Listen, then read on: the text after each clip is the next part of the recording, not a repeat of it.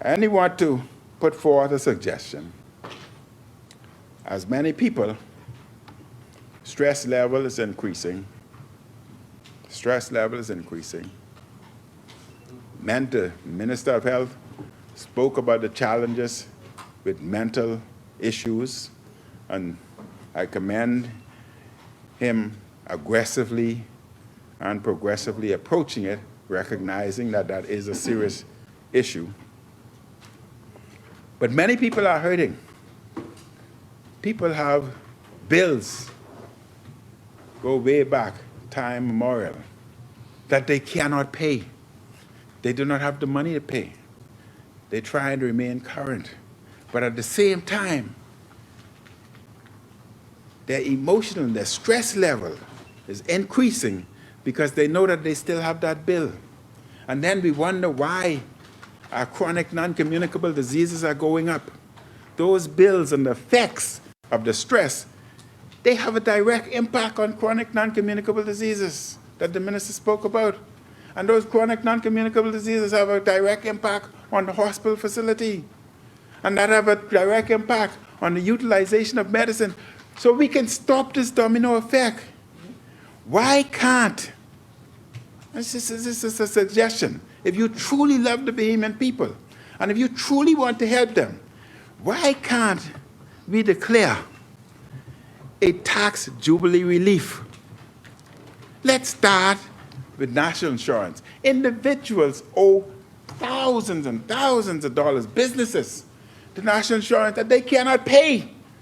They were there for 10, 12 years. They cannot pay. But yet they cannot get their businesses going because they are held back by these bills that they cannot pay. You know they can't pay. I know they cannot pay. They know they cannot pay. Member, the chair recognized the honorable member for Freetown. Yes. Is there a seconder? It has been moved and seconded that the business of the House will continue beyond 7 p.m. As many as are in favor will remain seated. Those opposed will stand. The motion is carried. The business of the House will continue beyond 7 p.m. The chair recognizes the honorable member for Kalani. Thank you very much, Freetown. That's why I like you so much. You're always on the ball. You are a good man. If I was in Freetown, I might vote for you. But, Mr. Deputy, why should we continue to allow them to be stressed and disturbed? Let us declare a tax jubilee relief for those individuals so that all outstanding bills that are beyond 3 years, write them off. Write them off. Let us press the reset button. Let's start a new country. Let's press that reset button. I'm not in that category. But the bills that are within 3 years, write off all the interest and arrange something so that they can remain current and get their business started, their stress level down, their blood pressure down, their heart rate down, the demand for hospital care down, the problem with chronic non-communicable diseases down. You would help yourself. You would save the monies that you're trying to get. You would save millions and millions of dollars. So let's do a tax jubilee relief, but not only for national insurance, but let's look at utilities also.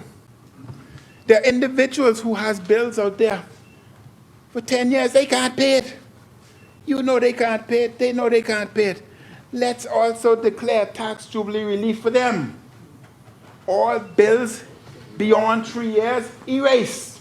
Give them a new start in life. If you love Bahamians like you say, let us give them a new start of life. Now, you may not want to accept my idea, but modify it in the PLP way. I don't care. Modify it. But the point is, we're helping Bahamians. We're helping the middle class. We're helping businesses. We're helping the poor. And all bills that are within 3 years, 3-year span, remove all interest, and come to an agreement how they are to pay it and have their lights and everything turn on and remain current. And I know that there will be moral hazards and implication, but the Bible always say you should help. Love thy neighbors. You should help.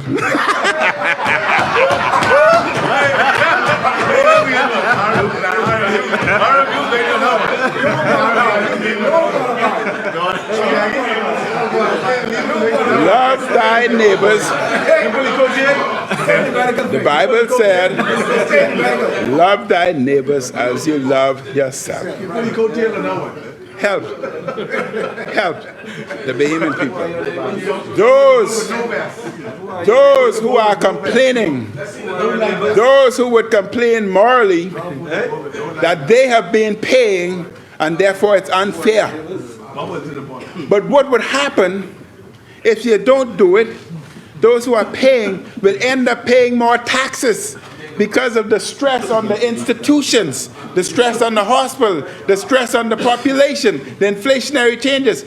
So let's stop the domino effect and help our brothers. There are many other suggestions I can give at this point in time, but you are the government. You are the government. I would ask you, though, one more thing before I close. We had a program. We went on a recruitment program where we wanted to have a 10, 15-year plan that we were going to have within the government sector the best and the brightest Bahamian. And we started with Ministry of Finance, where we went to UB and asked them in finance to identify your 4 best students, your top 4 students. And those individuals, we offered job to the Ministry of Finances. Deputy, it's important, allow me to finish this. Those 4 individuals, that's my 10 minutes? Those 4 individuals were offered jobs in the Ministry of Finance at a higher salary. They were also offered, after 1 year, to attend any of the Ivy League school for a master's degree that would be relevant for our country in finance, economics, etc., at all expense paid by the government. Their job was to come back within the ministry. And we were doing that for every ministry, so that in health, you go and recruit from UB or other institutions to get the top level. We do the same thing for education. We do the same thing for social services. For every ministry, we take the best, offer them job, ensure they get a master's degree, and they come back. So that 10 to 15 years from today, we have the best and the brightest within the government sector. And we wanted to move away from this system of permanent secretary. We don't want you permanent. We want you to move into the private sector. We don't want you permanent. We want you to move into the private sector. So a part of the program, permanent secretaries, we were in discussion, would rotate to Canada or the UK for about 3 months, so that they would understand how government sectors throughout the world run. And then after 3 months, they would come back into our system. And then they would rotate into the private sector for 3 months. Get rid of them. So that they would have the international government exposure as well as the private sector exposure. Our thinking was that the private sector would recognize that these are individuals who are the best and the brightest. These are individuals who were exposed to other government structures.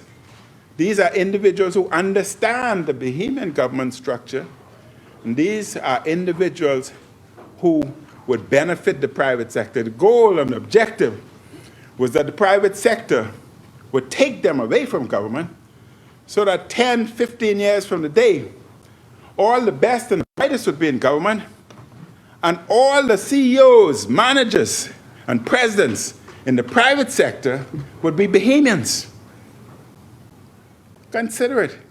It's a plan we started. It was working.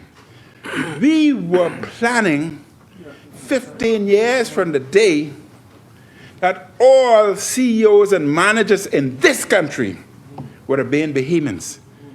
We don't want to hear no foreigners, Bahamians.